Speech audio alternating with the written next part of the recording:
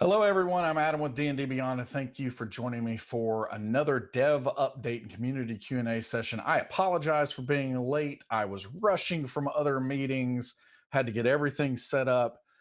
Things are not as normal as we're used to lately here, so please forgive me for all of that. Trying to get used to all of the transitioning. Today's lineup, latest updates upcoming. We're going to introduce some story time here today, too.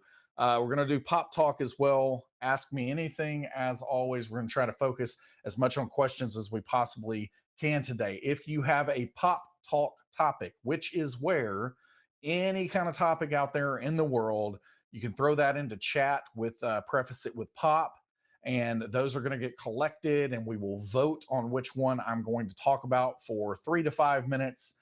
And that is going to be a place where I try to talk about that thing, but I also try to tie it into somehow Dungeons and Dragons, and see how anything that we have around us can be inspiration for our game. So that's what Pop Talk is about. You can suggest topics now in chat. As always, also, you can ask questions in chat. Make sure that you put the word question in front of that, where our magic technology will pick it up and make it where we can see it later in the show. Let's jump right in. Latest updates. So, a couple of reminders today because these are new things, but Explorer's Guide to Wildmount has been released. It's an epic book. I encourage everyone to check it out. If you're holding out because it's Critical Role, please don't do that. You're going to miss a lot of goodness for any kind of D&D game. Frozen Sick is an adventure that is available in Wildmount, and we've actually made that available for free. And so you can, if you've always wanted to take a look at how adventures are formatted on D&D Beyond, this is a good chance for you to do that for free. Frozen Sick, you can check that out in the mega menu as well. And then content sharing limit for campaigns during this time where we find ourselves stuck at home a good bit more than we are typically used to. We wanted to make sure that people could play some additional games. So we've increased that limit from 3 campaigns for content sharing to 5 through the end of May. Now, to clarify one more time out there, hopefully we've got this messaging out there to folks who are using this. But to clarify, if you go up to 5 campaigns, at the end of May, none of that is going to be destroyed. None of it's going to be removed. The only way that it would be removed is if you turned off campaign content sharing for that particular campaign. And if you do that, you just simply won't be able to add a new campaign until you get back under the 3 limit when the time comes at the end of May. But hopefully that means that will give you the ability to play some additional games out here. I know that I am looking for some things to get into. Played with Beyond Heroes yesterday, and it was a highlight of the week. Whereas I've always looked forward to being on the show and seeing the friends there that are part of that cast. But yesterday it took on a whole new meaning. So after all of this self isolation, the quarantine, it really is great to connect with people even remotely. And I hope that you're able to do that out there. There's a lot of technology we're blessed with in today's world that allows us to do this. Another update that we have, it's already started. So we are rolling out some hopefully invisible to you changes for our character sheet service. And ultimately, what all of this has been a ton of work. This is the kind of work that I've touched on and alluded to just a little bit over the last several months, but the team has been working really, really hard.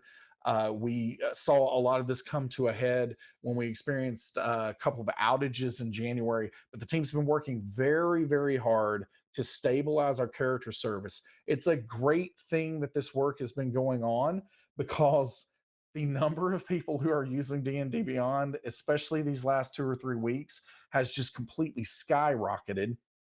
It was already rapidly increasing at a pace that we couldn't really keep up with, but it has truly skyrocketed at this point in time. And so it's really, really great that from an infrastructure perspective and kind of the back end technical piece of this, the team's been working on that. So this is rolling out now. Again, it should be invisible to you, but it's going to roll out over the next few weeks. And what is so important with these updates to the character sheet is this is a major prerequisite and foundation for a lot of the other features to come, of which one is next on the list, which is the D&D player mobile app. So this is where the character sheet is going to be in the mobile app. You have already signed up for alpha, hopefully. We are going to turn that on um, soon, very, very soon. And once that is on, you'll be able to start helping us test and giving us feedback, helping us get that where that needs to be for its eventual public release. And then digital dice alpha is also something that is dependent on a lot of these framework changes to happen. So it's all happening, and we're working on all of these things. Lots and lots of exciting news to share in the future. All right, let's see. Upcoming, I don't know how to do this actually. Digital Dice Alpha, as I said before, I should have moved that. It moved up to the other one. Apple authentication is something that's coming for our website and the mobile app, because this is a requirement for any new applications going into the Apple Store. So that's going to be also part of this eventual rollout of the player app for people. And then inventory enhancements continues to be a big target. We are working. I know that it hasn't been on the list in a couple of weeks, and it's not that we're not working on it. In fact, the meeting that I just came from, that I was a little late, was talking about class feature variants. So I apologize that it's not in the text here, but we are working on class feature variants for Unearthed Arcana and the playtest content. We have Mythic Odysseys of Theros. We may or may not have gotten our hands on this material this week. So I think people are in for a very, very big treat with this book. And I continue to say that it is the best named D&D book that we have gotten for 5th edition. The word mythic and the word Odyssey, they are amazing words. So I love it. And then again, we'll give this each week as we're in this quarantine life, but COVID-19 update for DDB. It is business as usual for us. Everyone is working at from home. So the only thing that's maybe not usual about it is way more cats. I actually, in a video conference, let's see, I guess it was Friday of last, or no, it was Monday. It was Monday. Yes, Monday of this week. I actually saw a snake in a video conference. So someone came into the Zoom call, and they had a snake wrapped around their neck. And I literally like freaked out for just 1 second, because that's not something that you typically see. But yes, all kinds of pets and everything else other than the pets, which, let's be honest, they make it better anyway. Everything is business as usual from us. And we're continuing to do everything that we can to stay safe. And hopefully you are as well out there.